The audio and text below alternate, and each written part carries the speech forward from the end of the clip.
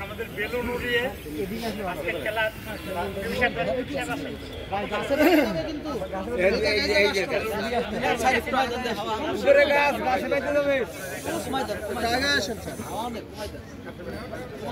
রতন ভাই সামনে আগে আসেন এই কাছে ভাই দিকে উপরে যাবে না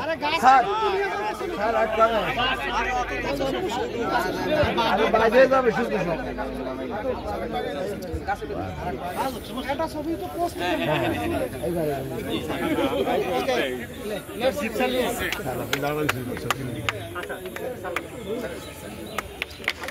এটা বল দাও তো আনুষ্ঠানিকভাবে বলের টুকা দিয়ে উদ্বোধন করবেন জেলা দায়রা